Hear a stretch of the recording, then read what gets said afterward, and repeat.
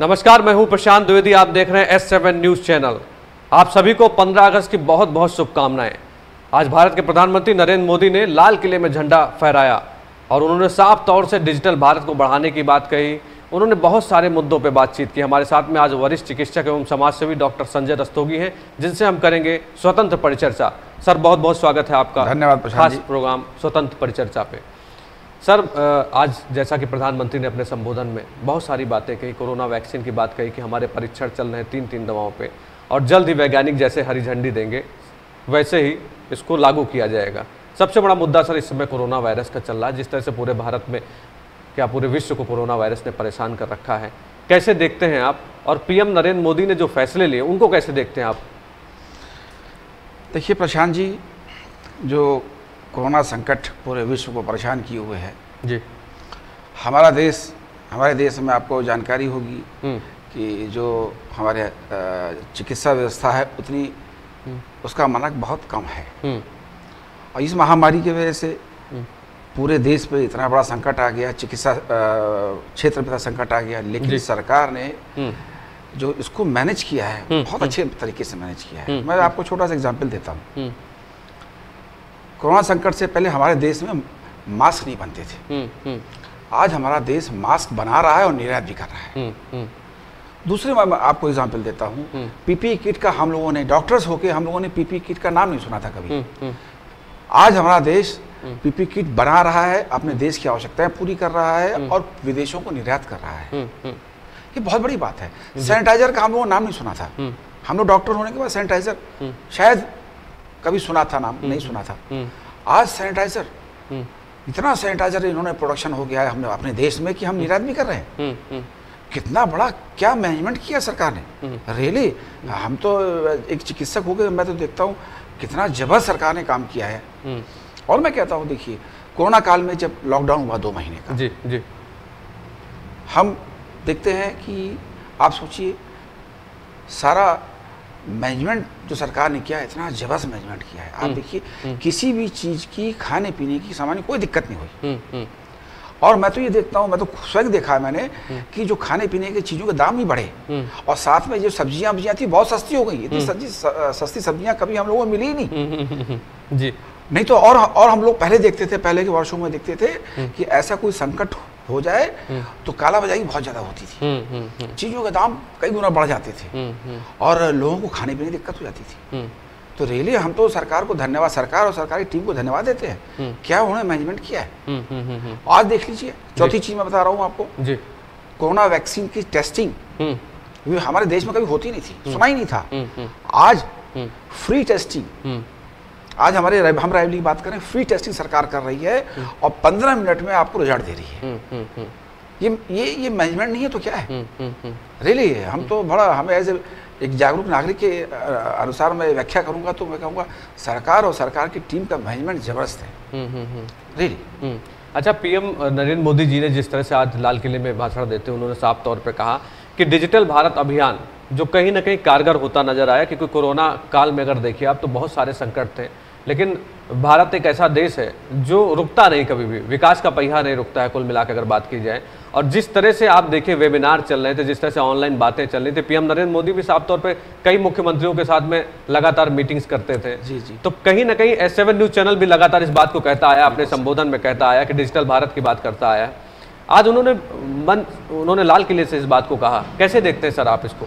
देखिए, digital India का जो एक सपना था, जी, बिल्कुल सही कहा पीएम ने, वो साकार हमारे कोरोना काल में हो गया। जी, आज देखिए मैं आपके साथ लाइव बैठा हूँ, आपके पास मोबाइल है, आप सारा मोबाइल लाइव से कर रहे हैं। मुझे याद है जब ये पीएम, जब 2014 में जब पीएम अपना कैंपेन कर रहे थे तो वो कहते थे कि मैं चाहता हूँ मेरा देश मेरे देश के लिए जो भी कार्य हैं आम आदमी के मोबाइल से ही वो सारा कार्य करे।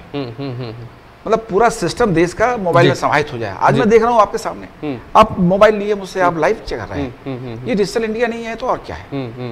दूसरी बात मैं कहता हूँ, आज डिजिटल इंडिया का इतना बड़ा मतलब वृहद रूप हम देख रहे हैं। आज छोटे छोटे बच्चे, गांव देहात के बच्चे ऑनलाइन क्लासेस ले रहे हैं। जी, एक सपना हुआ करता था, बहुत सारे बच्चे हमारे रायबरेली के कोटा जाते थे पढ़ने के लिए, जाते थे जी, है। आज सब वहाँ से ऑनलाइन क्लासेस हो रही हैं। बताइए कितना देश का बचत हुई। माता पिता जो परिवार जो थे उन पे जो बच्चों को हॉस्टल भेजते थे, कोटा भेजते थे या दिल्ली भेजते थे, जी जी जी, उनका खर्चा बच गया, बच्चों का समय बच गया। कितना बड़ा चेंज आ गया साहब। आज मैं तो देखता हूँ, मैं तो अपने डिजिटल इंडिया का सबसे फायदा तो मैं भी उठा रहा हूँ। मैं सारे आपके टेलीफोन के बिल ऑनलाइन पे करता हूँ, बिजली बिल ऑनलाइन पे करता हूँ, सारे जितने हमारी पॉलिसीज है सब ऑनलाइन पे करता हूँ। सब कुछ तो मोबाइल में दे दिया उन्होंने, हमें और क्या चाहिए। सारे जैसे हमारे यहाँ गवर्नमेंट ऑफिस है, FIR ऑनलाइन हो रही है। गवर्नमेंट ऑफिस में जैसे डॉक्टर्स का रजिस्ट्रेशन होता है ऑनलाइन हो रहा है, एवरीथिंग इज ऑनलाइन। और ऑनलाइन से मैं सबसे कह रहा हूँ, सबसे बड़ा फायदा तो ये हुआ समाज को कि जो हर स्टेप पे करप्शन व्याप्त था और लोगों का उत्पीड़न होता था भिन्न भिन्न विभागों वाला, वो खत्म हो गया। जी जी जी जी। रियली हमको लगता है कि अब हम राम राज्य में जी रहे हैं। रियली मैं आत्मा से बोल रहा हूँ, मन से बोल रहा हूँ। हमको लग रहा है हम राम राज्य में जी रहे हैं, उस तरफ आगे बढ़े हैं। रियली मैं तो कहूँगा जो उनका विजन था मोदी जी का 6 साल पहले, अब हम उसका प्रतिफल देख रहे हैं। उसका इतना पॉजिटिव प्रतिफल आया है कि पूरा उसने समाज के लोगों का जीवनचर्या पूरी बदल दी है। जाहिर सी बात है, देखिए जिस तरह से अगर पहले से हम तैयार ना होते, डिजिटल भारत की हम लोग बात कर रहे हैं, अगर हम पहले से तैयार ना होते, कई सारी चीज़ें पहले से हो गई थी। जैसे लगातार ऑनलाइन चीज़ों को बढ़ावा देने की बात हो रही थी, तो PM नरेंद्र मोदी ने जाहिर सी बात है कुछ ज़रूर सोच रखा था कि भारत को मजबूत करने के लिए डिजिटल इंडिया अभियान जो उन्होंने चलाया वो कहीं ना कहीं कारगर साबित होता नजर आया। अच्छा सर, मुझे ये बताइए कि बहुत सारी योजनाएं चल रही हैं, मेक इन इंडिया चल रहा है, स्वच्छ भारत अभियान चल रहा है, और लगातार मैंने देखा कि इसमें पूरी शिद्दत के साथ अधिकारियों को लगाया गया, पूरी शिद्दत के साथ मंत्री मिनिस्टर जितने भी थे, मतलब प्रशासन और कुल मिला के सरकार के साथ में एक बढ़िया सामंजस्य बना। कैसे देखते हैं स्वच्छ भारत अभियान को आप? मैं बताऊं, मैं छोटी सी बात करता हूँ। मेरे सामने मेरे घर के सामने सड़क है, जब कोई गाड़ी निकलती थी तो उस जैसे कोई 4 व्हीलर निकलता था तो उसके पीछे झिल्लियाँ दौड़ती थी जी, इतनी गंदगी होती थी सड़क पर। आज मैं देख रहा हूँ सरकार ने पॉलिथीन बैन किया। मैं ये नहीं कहता पूरा चेंज हो गया, लेकिन पहले से बहुत ज़्यादा चेंज हुआ है। आप हाईवे पे चले आइए, गाड़ी जाती थी पीछे पूरा करकट दौड़ता था। आज सड़कें आप चले जाइए, कहीं देख लीजिए, कहीं गंदगी नहीं है। और मैं तो बताता हूँ, ये बारिश का मौसम है, आप सड़क जब पानी भरता है सड़क पर, तो जब पहले सड़क पे पानी भरता था तो दुनिया भर का कचरा इकट्ठा होता था। आज पानी भर रहा है लेकिन कचरा नहीं है। रियली बहुत बड़ा चेंज है। और मैं आपको बता दूँ, मैं एज ए डॉक्टर बता रहा हूँ आपको, जब से सरकार ने ये आपका स्वच्छता मिशन में आपका जो निःशुल्क शौचालय बनाया है, जिसने देश की गरीबों की बहुत बड़ी मदद की है। किस रूप मदद की मैं बताता हूँ आपको। जी बताइए। मैं अपने जो हमारे रोगी आते हैं उनसे मैं बात करता रहता हूँ, भाई आपने शौचालय क्यों नहीं बनवाया? शौचालय के बहुत लाभ है। बोले साहब 20,000 रुपये 15,000 रुपये हमारे पास नहीं थे, और थे तो हमारी वो प्रायोरिटी में नहीं था। हमको लड़की शादी करनी थी, ये करना था, इसलिए हम बगैर शौचालय काम चल रहा था, इसलिए शौचालय नहीं बनवाते थे। ये देश की आम नागरिक की स्थिति थी जो गांव में रहता है बेचारा। अब क्या हुआ, सरकार ने शौचालय बनवा दिए तो वो लोग उपयोग कर रहे हैं उसका। आप WHO की रिपोर्ट देख लीजिए कि जब से ये हमारे ग्रामीण शौचालय बने हैं, बाहर गंदगी खत्म हो गई जी, ओपन डिफिकेशन खत्म हो गया, उससे इन्फेक्शन खत्म हो गया, और गांव के लोगों को बीमारियां बहुत कम होने लगी, क्योंकि सारी बीमारियां गंदगी से होती थी। बिल्कुल बिल्कुल बिल्कुल। और जब से शौचालय बने तब से वो गंदगी खत्म हो गई और गाँव के लोग स्वस्थ होने लगे। मैं देखता हूँ आज से 10 साल पहले, आप मीडिया से आप तो सब जानते ही हैं, पूरे गांव में डायरिया का प्रकोप होता था। बिल्कुल, महामारी होती थी। जी। और सीएमओ साहब अपनी टीम लेके पहुंचते थे भाई महामारी को कंट्रोल करने के लिए। आज हम तो कई साल से देख रहे हैं डायरिया का प्रकोप खत्म हो गया है, कोई प्रकोप नहीं, आप सुना ही नहीं होगा। बिल्कुल बिल्कुल बिल्कुल। उसका मुख्य कारण यही है स्वच्छता मिशन। और शौचालय बनाने से जो गंदगी होती थी वो गंदगी समाप्त हो गई, उससे उत्पन्न वाली बीमारियां समाप्त हो गई। और उसका एक लाभ और मिला हमको कि उससे जो गरीब लोग बेचारे इलाज पे पैसे खर्च करते थे, उनके पैसे की बचत हुई, उनकी आर्थिक संपन्नता आ गई उनमें। ये लाभ है, देखिए ये स्वच्छता का जी इनडायरेक्ट लाभ है। स्वास्थ्य में भी लाभ है, स्वास्थ्य भी स्वच्छ, हमारे लोग स्वस्थ हो गए और हमारे लोग आर्थिक रूप से संपन्न भी हो गए। ये बहुत बड़ा फर्क है। सर मैंने अपने पत्रकारिता टाइम में लगातार मैं देख रहा हूँ, एक मन में पीड़ा भी रहती थी कुछ चीज़ों को देखकर कि जो योजनाएं होती थी वो नीचे नहीं पहुंच पाती थी, गरीब तबके के पास में नहीं पहुंच पाती थी। अगर सरकार प्रयास कोई पहले की करती भी थी तो नीचे नहीं पहुंच पाती थी, कोई उसका मॉनिटरिंग सिस्टम नहीं था कुल मिला के। लेकिन अभी मैंने देखा कि स्वच्छ भारत योजना के तहत जो भी कार्य हो रहे हैं, कुल मिला के शौचालय बनने हैं, तो उसके लिए बाकायदा बहुत बड़ी एक मॉनिटरिंग टीम लगाई गई है जो धरातल पे जाती है, देखती है। और मैंने देखा कि गजब का मतलब पूरा जिलाधिकारी को देख लीजिए आप, मतलब वहाँ के एडीएम्स को देख लीजिए, वो लगातार वीडियो देख लीजिए, सीडीओ को देख लीजिए, सब मतलब एक तरह से पूरी टीम वर्क जिस तरह से चल रहा है वो अपने आप में कहीं ना कहीं कुछ मैसेज देखता है। कैसे देखते हैं आप इस कार्यशैली को कि जिस तरह से मॉनिटरिंग इसकी हो रही है? देखिए जी, मैं तो बड़ी सीधी बात करता हूँ, जब गाड़ी का इंजन अच्छा होगा, मजबूत होगा, शक्तिशाली होगा, तो डिब्बे भी वैसे ही भागेंगे। जब हमारा देश का नेतृत्व मजबूत है, ईमानदार है, आप देखिए, मैं किसी पार्टी से मतलब नहीं मेरा, मैं एक नागरिक हूँ, मैं ये देख रहा हूँ 6 साल हो गए इस सरकार पे एक आरोप नहीं लगा है भ्रष्टाचार। कितनी बड़ी बात है। दूसरी बात, कार्य संस्कृति मोदी जी की या उनकी टीम की इतनी जबरदस्त है कि वो धरातल तक पहुंचती है। तो जैसे मोदी जी होंगे वैसे प्रशासनिक अधिकारियों को बनना पड़ेगा। जब वो देख रहे हैं मोदी जी 20-20 घंटे काम कर रहे हैं तो प्रशासनिक अधिकारियों को भी हमारे 20 घंटे काम करना पड़ेगा। जी, मैं छोटा सा आपको एग्जाम्पल देता हूँ। जी, स्वच्छ भारत की आपने बात किया, मैं कई 3-4 साल बाद मैं डलमऊ घाट पे गया, मैं देख के दंग रह गया साहब। स्वच्छ भारत मिशन में इतना सुंदर घाट बनाया है, इतना सुंदर घाट बनाया है। आप सोचिए, उन्होंने मोटे मोटे जैसे आप सीढ़ियाँ बनाते हैं घाट पर और जो मोटे रेलिंग लगाते हैं, मोटे मोटे स्टील के रेलिंग लगे हैं साहब। खूबसूरती का भी ध्यान दिया। कभी हम कभी सोच नहीं सकते थे कि सरकारी काम इतना अच्छा हो सकता है। रियली बहुत सरकार के और सरकार के लोगों ने, सरकार के जो प्रशासनिक टीम है, रियली उन्होंने बहुत मेहनत से काम किया है, उनमें कोई कमी नहीं है, बहुत रियली। और ये सारा श्रेय हमारे नेतृत्व को जाता है। यदि हमारा नेतृत्व मजबूत होगा, ईमानदार होगा, तो हमारे नीचे वाली काम करने वाली टीम भी मजबूत, उतनी ईमानदारी से काम करेगी। सर, मैं आपको एक बात बताऊं, अच्छा लगेगा आपको, कि S7 की एक मुहिम है साफ तौर पे कि गंगा नदी की सफाई अभियान, जिस तरह से जाहिर सी बात है सरकार कर रही है, लेकिन हमारी भी सोच है कि जो घाट है उनको सुंदर बनाया जाए, उनको अच्छा बनाया जाए। और एक छोटी सी मुहिम हम लोगों ने शुरू की है। ये मेरी भी अपनी सोच है, स्वयं की सोच है कि जब मैं वहाँ जाता था तो बहुत कष्ट होता था देख के कि लोग जाते थे वहाँ पे आस्था में डुबकी लगाते थे, और जिस तरह से गंदगी का अंबार रहता था, कहीं ना कहीं एक मन में पीड़ा होती थी कि लोग गंगा माँ की पूजा करते हैं और हम लोग आस्था से जुड़े हुए लोग हैं, सभी लोग जितने भी हैं, सबकी अपनी अपनी आस्था होती है सर। तो S7 न्यूज़ चैनल ने भी अपनी एक मुहिम ये शुरू की है। इसके तहत जो भी होगा हम लोग आपसे लगातार बताते रहेंगे। मैंने सोचा कि आपसे शेयर कर लूँ। जी। सर, मैं एक बात ये भी समझना चाहता हूँ कि आवास योजना भी आई, क्योंकि आप एक पब्लिक डोमेन में हैं, आप डॉक्टर हैं, वरिष्ठ चिकित्सक हैं, समाज सेवी भी हैं। मैंने देखा कि कोरोना काल में आपने लगातार लोगों की मदद की। कहीं आपकी मैंने मतलब किसी तरह की फ़ोटो वगैरह नहीं देखी, एक दिन मैं खुद ही गुजर रहा था और मैं देखा कि आप लगातार लगे हुए हैं लोगों के बीच में। तो मैं आपसे समझना चाहता हूँ कि PM आवास योजना जो आई है उसके बारे में लोगों का क्या कहना है, क्योंकि आपको कुछ ना कुछ फीडबैक मिलता रहता है, आप घूमते रहते, देखते रहते, बताइए सर। देखिए, मैं एक आपको छोटी सी बात बताता हूँ। हम लोग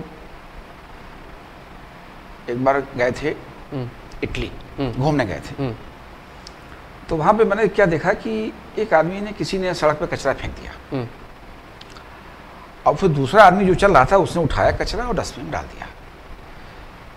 हम थे, हमारी मैडम थी, मैंने कहा मैडम यार देखिए, मतलब उस आदमी ने कचरा फेंका, उसने उठा के डाल दिया, कितना प्रेम है इनको अपने देश से।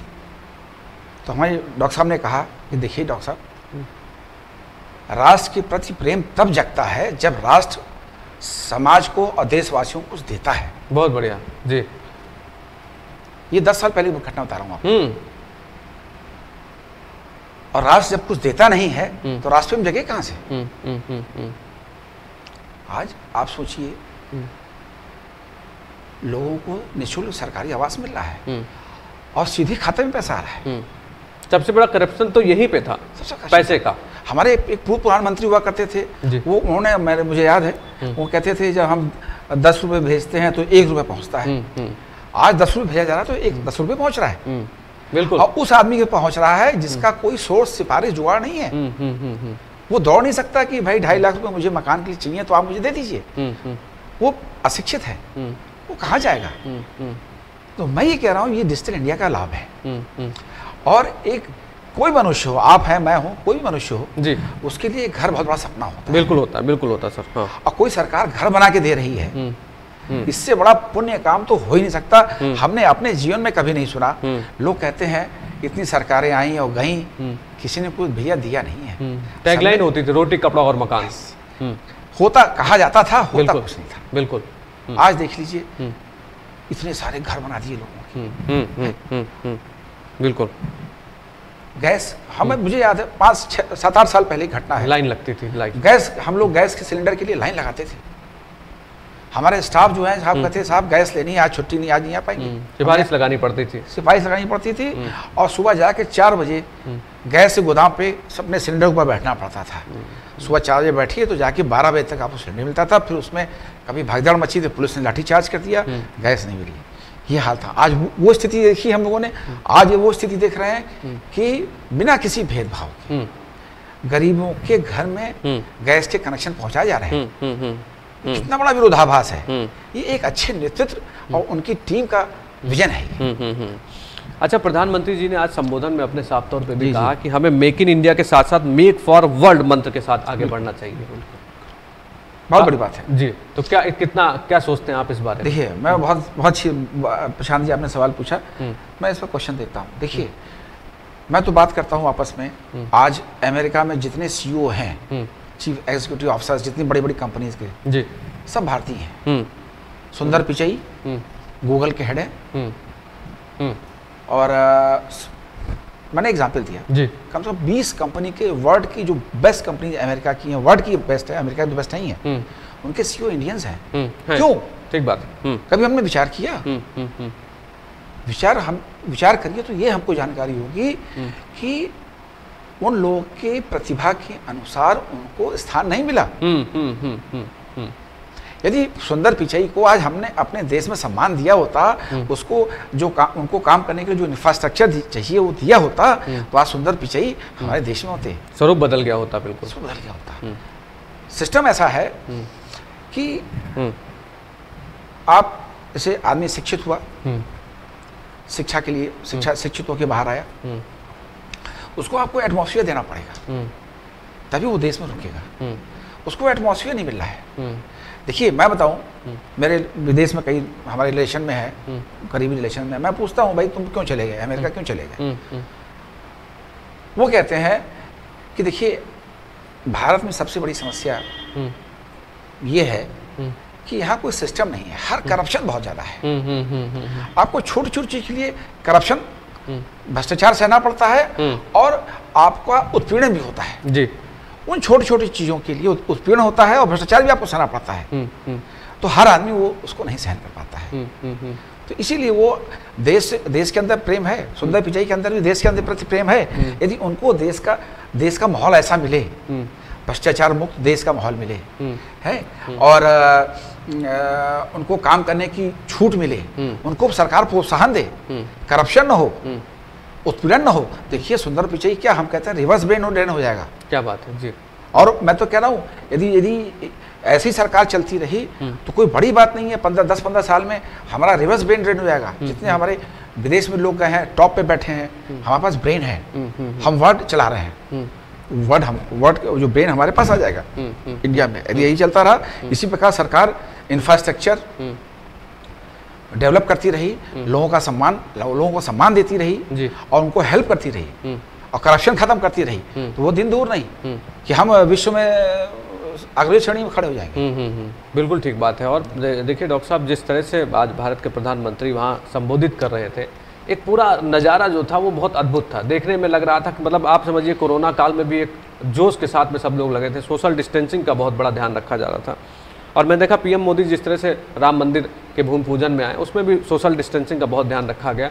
और अगर एक मुखिया, मैं मानता हूं कि अगर एक मुखिया किसी चीज़ की पहल करता तो उसको सभी फॉलो करते हैं। बिल्कुल। तो उनमें एक सबसे बड़ी बात यह है कि किसी चीज़ की अगर शुरुआत करनी होती है, स्वच्छ भारत की शुरुआत करनी होती है, तो प्रधानमंत्री जी मैंने देखा कि उन्होंने कोई कागज या कोई पर्ची थी तो उसको उन्होंने डस्टबिन या कहीं नहीं मिला उनको तो उन्होंने अपने पॉकेट में रख लिया। जी जी जी। तो ये एक बहुत बड़ा मुखिया का मैसेज होता है। जैसे आप भी एक संस्थान चला रहे हैं, जी जी, मैंने आपके अंदर भी देखा कि कोई चीज़ अगर आप देखते हैं कहीं गंदगी है कुछ भी है तो ये नहीं सोचते कि इसकी जिम्मेदारी है, जी जी जी, आदमी स्वयं कर देता है तो एक बहुत बड़ा मैसेज जाता है। पीएम मोदी ने जिस तरह से आज 15 अगस्त में वहाँ पे भाषण दिया, उन्होंने कहा आधुनिक भारत के निर्माण में शिक्षा का सबसे अहम रोल है। जी जी जी। शिक्षा के स्तर के बारे में क्या कहते हैं आप, बताइए।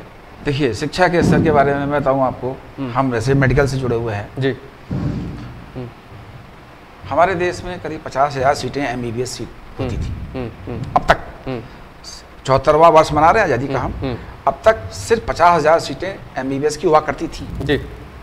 मोदी जी ने और इनकी टीम ने उन सीटों को बढ़ा के करीब करीब 1 लाख सीटें कर दिया है। अच्छा। 2-3 साल के अंदर। जबकि आपको मालूम है कि हमारे देश में डॉक्टरों की बहुत बड़ी कमी है, लेकिन कभी किसी ने प्रयास ही नहीं किया कि भाई डॉक्टर की सीटें बढ़ाएं हम। उसके बाद मैं बताऊं आपको, जो हमारी जो पोस्ट ग्रेजुएशन सीटें होती थी MBBS में, वो बहुत लिमिटेड थी, 30-35 हज़ार, 25-30 हज़ार थी। उसको बढ़ा के डबल कर दिया। रियली, यदि हम जब डॉक्टर्स नहीं पैदा करेंगे तो हम अपने डॉक्टर देश में स्वास्थ्य सुविधाएं संचालित कैसे करेंगे? रियली मैं तो अभिभूत होता हूँ कि यार, हम तो कहते हैं भगवान से इतना हमारा सौभाग्य देश का, इतना बड़ा हमको विजनरी प्रधानमंत्री मिला है जो कहता है वो करके दिखाता है। रियली बहुत बड़ी बात है। आज आप शिक्षा क्षेत्र में देख लीजिए, मैं छोटी सी बात बताता हूँ। हम लोग कुछ जब कोरोना काल स्टार्ट हुआ था तो हम लोग डॉक्टर से कुछ प्रॉब्लम थी, थोड़ा एडमिनिस्ट्रेशन से सामंजस्य नहीं बैठ पाता, नेचुरल है। हम लोगों ने एक ट्वीट किया योगी जी को, आप विश्वास करिए नेक्स्ट डे योगी जी ने पूरे यूपी के डॉक्टरों के साथ वीडियो कॉन्फ्रेंसिंग किया। मतलब ये अद्भुत अनुभव था हम लोग के लिए कि एक सीएम, उसको एक ट्वीट से हम लोगों ने ट्वीट किया, उन्होंने लाइव और सारे डॉक्टर्स का, जितने 75 जिले हैं यूपी में, सबके डॉक्टर के IMA के president, secretary, nursing association president, secretary, सबके नाम लिखे थे कि डॉक्टर साहब रायबरेली से आप अध्यक्ष हैं, ये आप बोलिए जी। मतलब इतनी सेंसिटिव सरकार, भाई हम तो कल्पना से परे हैं। और उन्होंने, हम लोगों ने जो उनसे बात कही, उन्होंने तुरंत एक्शन लिया। नेक्स्ट डे उन्होंने अमित मोहन प्रसाद जी, उनका सचिव साहब, उनका लेटर आ गया जो डॉक्टर साहब आप लोगों ने कहा सही कहा, बिल्कुल उसे मान्य है। इतनी सेंसिटिव सरकार एक कल्पना से परे है। रियली मैं तो कहता हूँ ये अद्भुत है। मेरे जीवन में मैं हो रहा हूँ करीब I'm 57, मैंने तो नहीं देखा इतनी सेंसिटिव सरकार कि आप एक ट्वीट करिए और तुरंत एक्शन होता है। तो मैं तो कहता हूँ हम तो ईश्वर को धन्यवाद देते हैं कि उन्होंने हमको लगता है, हमको तो लगता है, मुझे तो लगता है जी, ये सब महामानव है यार। ये जो PM है हमारे और CM है, ये महामानव है, they are not normal people. ये तो लगता है, मुझे लगता है भगवान का कोई प्रतिरूप है ये, जो जैसे काम कर रहे हैं। मैं छोटी सी बात, देखिए आपने देखा होगा, आप लोग मीडिया से हैं, योगी जी के पिताजी की डेथ हो गई, वो गए नहीं। कितनी बड़ी बात है, कितना बड़ा आप त्याग समझ सकते हैं, कितना बड़ा त्याग है। तो हम तो कहते हैं ये तो ईश्वर का धन्यवाद है कि हमको ऐसे लोग मिले हैं नेतृत्व करने वाले कि ये देश को हमारे, मुझे लगता है 8-10 साल में हम बिल्कुल विश्वगुरु बनेंगे और नंबर 1 देश बनेंगे। चलिए डॉक्टर साहब, बहुत बहुत धन्यवाद आपका कि आपने इतनी बेबाकी से हमसे बातचीत की, और 15 अगस्त की आपको भी बहुत बहुत शुभकामनाएं। ईश्वर आपको आगे बढ़ाए। जिस तरह से कोरोना काल में आपने लोगों की मदद की, वो भी एक काबिल तारीफ है, और आपके जज्बे को भी हम सलाम करते हैं। बहुत बहुत धन्यवाद सर। तो ये थे डॉक्टर संजय रस्तोगी जो सीधे हम लोगों से बातचीत कर रहे थे। हम आपको बताएं कि 15 अगस्त में आज PM मोदी ने कई सारे मुद्दों पे बात की। कोरोना काल जिस तरह से था उसके बारे में बात की। उन्होंने कहा कोरोना की वैक्सीन बन रही है। उन्होंने शिक्षा को बढ़ाने की बात की। उन्होंने कहा अगर आधुनिक भारत का निर्माण करना है तो शिक्षा का सबसे अहम रोल है। बहुत सारी बातों को उन्होंने संबोधित किया, और देश को जो उन्होंने एक तरह से अच्छा मैसेज दिया, वो कहीं ना कहीं विकास की ओर लेता हुआ नज़र आ रहा है कि हम किसी न किसी तरह से विकास का जो हमारा पहिया है वो चलता रहेगा। उन्होंने डिजिटल भारत की बात कही, और डिजिटल भारत के माध्यम से मैं आपको बता दूं कि S7 न्यूज़ चैनल लगातार आपको डिजिटल प्लेटफॉर्म पे खबरों से रूबरू करा रहा। हमने PM मोदी को सीधे आपको दिखाया कि किस तरह से उन्होंने संबोधन दिया और किस तरह से देश के विकास की बात कही।